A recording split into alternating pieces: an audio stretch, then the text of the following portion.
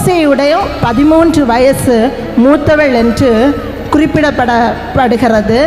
ஆனால் இவ மூத்த பிள்ளையாக இருக்கிறதுனால தாயும் தகப்பனும் எப்படி இந்த பிள்ளையை வளர்த்துருப்பாங்கன்னா, நீ தான் குடும்பத்தில் மூத்த பிள்ளை, அதனால் உனக்கு தம்பி தங்கச்சி எல்லாரையும் நீ தான் கவனிக்கணும், அம்மாவுக்கு நீ தான் உதவியாக இருக்கணும் அப்படின்னு சொல்லிட்டு பொதுவாகவே நம்மளும் நம்முடைய பிள்ளைகளுக்கு சொல்லுவோம். மூத்த பிள்ளைங்கள்னாலே ரெஸ்பான்ஸ் கொஞ்சம் அதிகமாக இருக்கும். அதே மாதிரி தான் இந்த பொண்ணுக்கும் அங்கே அவளுடைய அம்மாவும் இந்த மிரியாமுக்கும் ஒரு பொறுப்பை கொடுக்குறாங்க. அந்த பொறுப்பில் அவள் எவ்வளவு உண்மை உள்ளவளாக இருந்தாள். வேதம் என்ன சொல்லுகிறது என்றால், தன் வேலையில் ஜாக்கிரதையாக இருப்பனை கண்டால் அவன் நீசனுக்கு முன்பாக அல்ல, அவன் ராஜாவுக்கு முன்பாக நிற்பான் என்று குறிப்பிடப்பட்டிருக்கிறது.